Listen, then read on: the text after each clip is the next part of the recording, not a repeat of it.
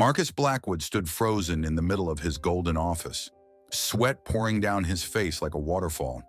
His hands shook as he stared at the group of angry men in white robes who had just stormed into his building. They were shouting in Arabic, waving papers in the air, and pointing fingers at him. Marcus had no idea what they were saying, but their angry faces told him everything he needed to know. His billion-dollar empire was about to crumble. "Where is Translator? Where is Translator?" Marcus screamed at his assistant, but she just stood there looking as confused as he was. The Arab businessmen grew louder and angrier by the second. One of them slammed his fist on Marcus's expensive desk, making his golden pen holder jump. But then something impossible happened. A quiet voice from the corner of the room spoke perfect Arabic. Everyone turned to look, and Marcus felt his jaw drop to the floor. It was Rosa, the night janitor, the same woman he had barely noticed for 3 years. She was speaking to the angry men in their language, and they were actually listening to her.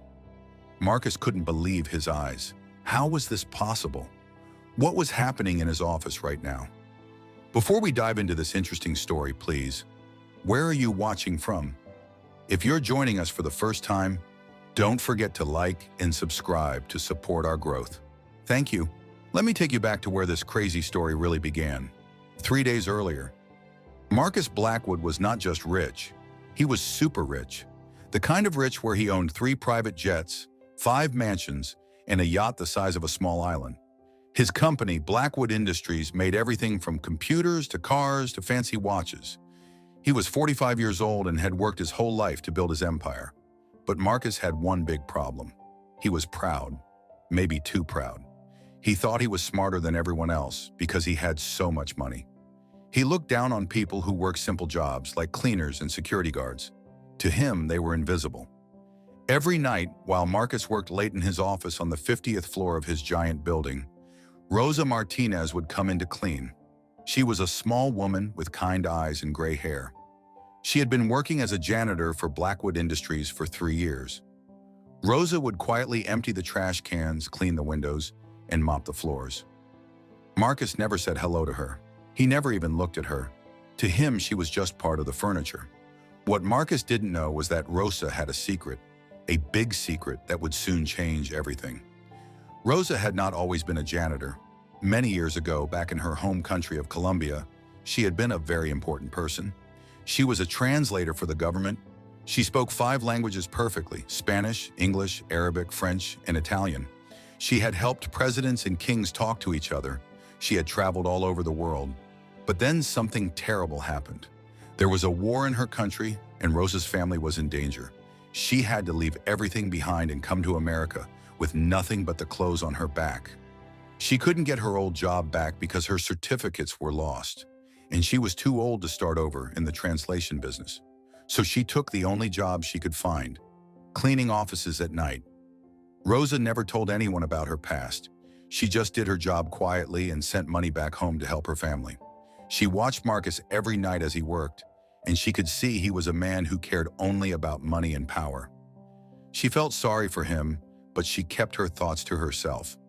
Now, 3 days before the big incident, something happened that would set everything in motion. Marcus was in his office, talking on the phone with his business partner, James.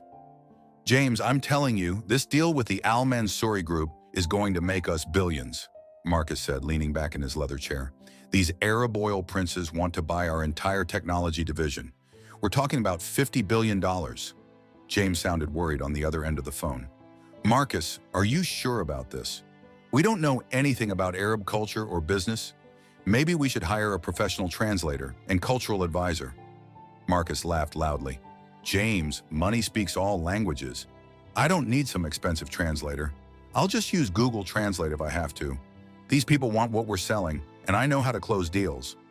Rosa was cleaning the windows nearby when she heard this conversation. She stopped what she was doing and listened carefully.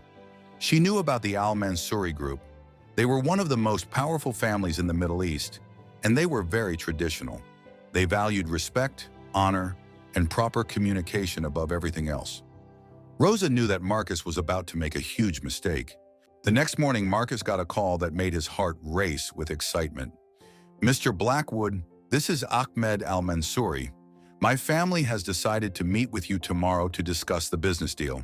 We will arrive at your office at 3 p.m. sharp. Marcus was so happy he could barely contain himself. This was the biggest deal of his life. He spent the whole day preparing his presentation, checking his numbers, and planning how he would spend his new billions. But there was one problem Marcus had forgotten about. Ahmed Al-Mansouri and his business partners only spoke Arabic. They had mentioned this in their first email, but Marcus had ignored it. He assumed they would bring their own translator or that he could figure something out.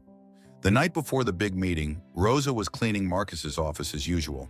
She could see him practicing his presentation, and she noticed he looked nervous. She wanted to help him, but she remembered how he had always ignored her. She decided to keep quiet and just do her job. The next day arrived faster than Marcus expected.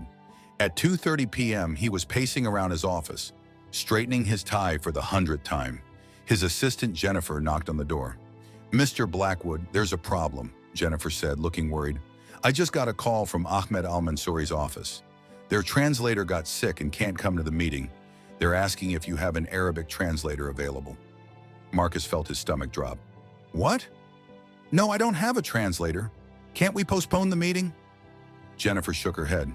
"I asked, but they said if we postpone, they'll take their business elsewhere. They're very strict about keeping appointments."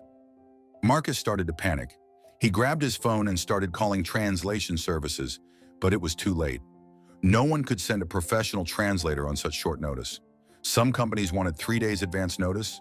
Others were fully booked. "This can't be happening," Marcus muttered, running his hands through his hair.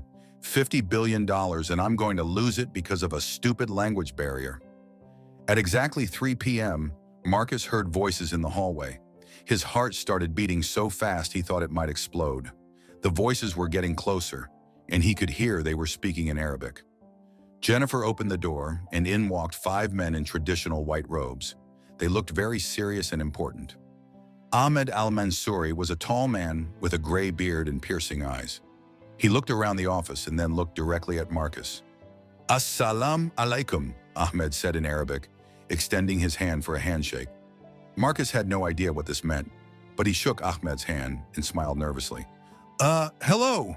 Welcome to Blackwood Industries." Ahmed said something else in Arabic to his companions, and they all looked confused. Ahmed turned back to Marcus and spoke again in Arabic, but this time he sounded a little annoyed. Marcus just stood there, smiling like a fool. He had no idea what was being said. He looked at Jennifer, hoping she could help, but she just shrugged her shoulders. Ahmed tried speaking slower, thinking maybe Marcus just didn't understand his accent. But Marcus still had no clue what was happening. The other Arab businessmen started talking among themselves, and Marcus could tell they were getting frustrated. I'm sorry, but do any of you speak English?" Marcus asked, still trying to smile. Ahmed's eyes narrowed. He spoke to his companions in Arabic, and Marcus could tell they were not happy. One of the men pulled out his phone and started making a call. Marcus was starting to sweat. This was supposed to be the best day of his life, and it was turning into a nightmare. He tried to communicate with hand gestures, pointing at charts and graphs, but the Arab businessman just looked more confused and annoyed. Suddenly, Ahmed stood up and started speaking loudly in Arabic. His voice was rising, and he was clearly angry. The other men joined in, and soon they were all shouting and pointing at Marcus. Marcus had never felt so helpless in his entire life. He was a powerful CEO who was used to being in control, but now he was completely lost. He couldn't understand a single word they were saying, and he could see his $50 billion deal slipping away. "Please, please," Marcus said, holding up his hands. "I know we can work this out. Just give me a minute to find a translator." But Ahmed was beyond frustrated. He stood up and started pacing around the office, speaking rapidly in Arabic to his companions. Marcus could see that they were talking about leaving. That's when Marcus truly panicked. He started shouting at Jennifer, "Where is the translator? Find me a translator right now." Jennifer was frantically calling every translation service in the city, but nobody could help on such short notice. Marcus felt like he was drowning. Ahmed pulled out a contract and slammed it on Marcus's desk. He started pointing at different sections and speaking very loudly in Arabic.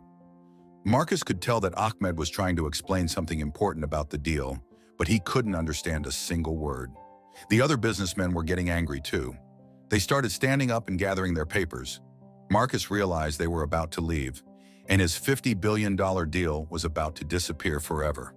"No, wait!" Marcus screamed. "Don't leave! I can fix this. I just need a few more minutes." But Ahmed was already walking toward the door.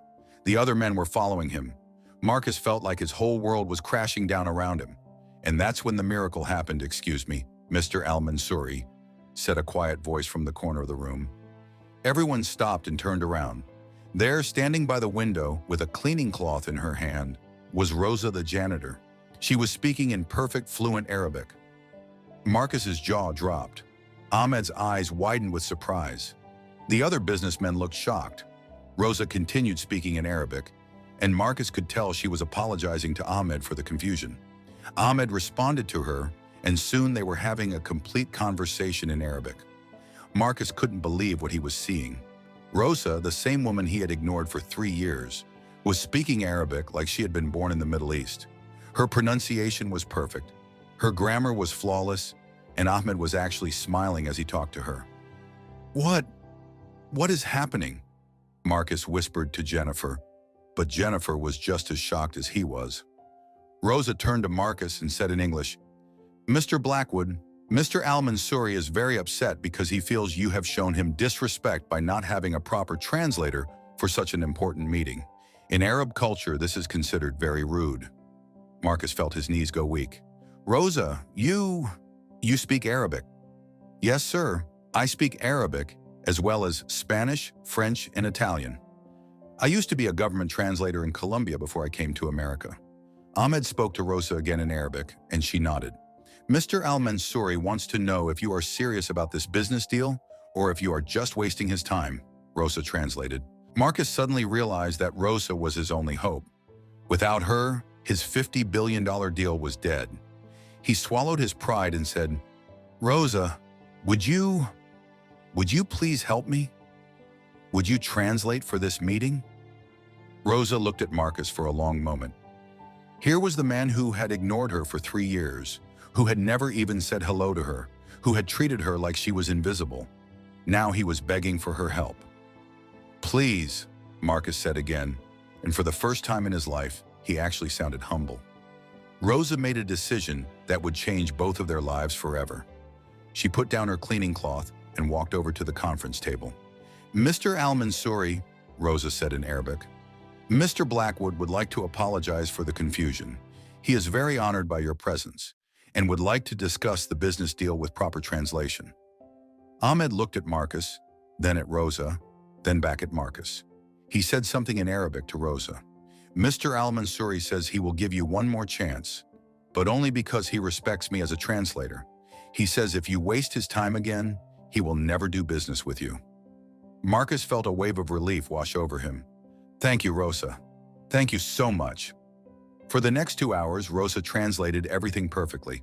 She helped Marcus explain his business proposal, and she helped Ahmed explain his concerns and requirements. Marcus watched in amazement as Rosa switched back and forth between English and Arabic like she was a professional diplomat. But the real shock came when Ahmed started talking about the contract details. As Rosa translated, Marcus realized that Ahmed was offering him even more money than he had expected. Not $50 billion, but $70 billion. "Mr. Al-Mansouri is very impressed with your company," Rosa translated. "He says he wants to expand the deal to include your manufacturing division as well as your technology division." Marcus could barely contain his excitement. This was beyond his wildest dreams. But he also realized something else. Without Rosa, none of this would have been possible. She hadn't just saved his deal, she had made it even better. As the meeting continued, Marcus watched Rosa work her magic. She didn't just translate words, she explained cultural differences, helped both sides understand each other's perspectives, and even suggested solutions to problems that came up during the negotiations. Ahmed was clearly impressed with Rosa's skills. He spoke to her in Arabic, and she blushed a little as she translated, "Mr. Al-Mansouri says I am one of the best translators he has ever worked with. He says he wishes he could hire me for his company." Marcus felt a pang of fear. What if Rosa left to work for Ahmed? What if he lost the one person who could help him communicate with his new business partners? After the meeting ended, Ahmed and his companions shook hands with Marcus and Rosa. Ahmed spoke to Rosa one more time in Arabic, and she smiled and responded. "What did he say?" Marcus asked after the Arab businessman had left. "He said he looks forward to working with both of us in the future. He was very impressed with our professionalism." Marcus sat down heavily in his chair. He couldn't believe what had just happened. In the span of 3 hours, he had almost lost the biggest deal of his life, then gained an even bigger deal, all because of a woman he had completely ignored. "Rosa," Marcus said quietly, "I owe you an apology, and I owe you much more than that." Rosa smiled. "Mr. Blackwood, I was just doing what I thought was right." "No, it was much more than that. You saved my company today. You saved my life's work." Marcus paused and looked at her with new respect. "Rosa, I want to offer you a job. I want you to be my Director of International Relations. I'll pay you 10 times what you're making now, and I'll give you a team of assistants." Rosa's eyes widened. "Mr. Blackwood, that's very generous, but I'm not sure I'm qualified for such a position." "Are you kidding? You're the most qualified person I've ever met. You speak 5 languages, you understand international business culture, and you just helped me close a $70 billion deal. I'd be crazy not to promote you." Rosa thought for a moment. "What about my cleaning job? Who will clean your office?" Marcus laughed. "Rosa, you're never cleaning another office again. From now on, you're going to be working with kings and presidents and billionaires. You're going to be traveling the world, helping me build an international empire." As Rosa accepted the job offer, Marcus realized that his life had completely changed. He had learned that the most valuable person in his company wasn't his fancy executives or his expensive consultants. It was the quiet janitor who had been working in the shadows for 3 years. But this was just the beginning. Over the next few months, Rosa would help Marcus expand his business into 12 different countries. She would negotiate deals worth hundreds of billions of dollars. She would become one of the most powerful women in international business. And Marcus? He learned the most important lesson of his life. Never judge people by their job title or their appearance. The person who can save your life might be the person you least expect. The story of Marcus and Rosa became legendary in the business world. It was proof that sometimes the most extraordinary people are hiding in the most ordinary places. And sometimes all it takes is one moment of crisis to reveal who people really are. Rosa never forgot her humble beginnings, and she used her new position to help other immigrants who were struggling to find good jobs. She started a program to help people get their foreign credentials recognized in America, and she helped dozens of highly skilled immigrants find work in their proper fields. Marcus, meanwhile, became known as one of the most culturally sensitive CEOs in the world. He made sure his company hired translators and cultural advisors for all international deals.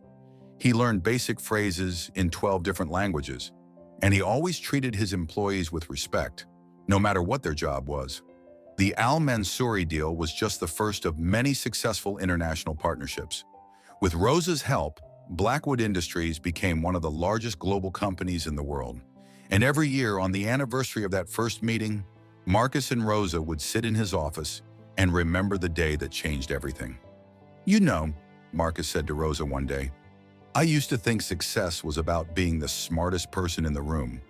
But I learned that real success is about recognizing the smart people around you and having the humility to ask for help." Rosa smiled. "And I learned that sometimes the biggest opportunities come from the smallest acts of kindness." It was a lesson that both of them would carry with them for the rest of their lives. The billionaire CEO had learned to see the extraordinary in the ordinary, and the janitor had learned that her talents were more valuable than she had ever imagined. In the end, their story became proof that in a world full of barriers and divisions, the right person with the right skills can bridge any gap, whether it's between languages, cultures, or different walks of life. All it takes is someone willing to speak up when it matters most, and someone humble enough to listen. The $70 billion deal was just the beginning. Marcus and Rosa's partnership would go on to change the business world forever, proving that the most powerful force in any company isn't money or technology. It's the human connection between people who believe in each other. And it all started with a simple conversation in Arabic between a panicked billionaire and a janitor who had been invisible for far too long. The end. This story reminds us that everyone has hidden talents and that respect and kindness can open doors we never knew existed. Sometimes the person who can save us is the person we least expect, and sometimes the most extraordinary opportunities come from the most ordinary moments.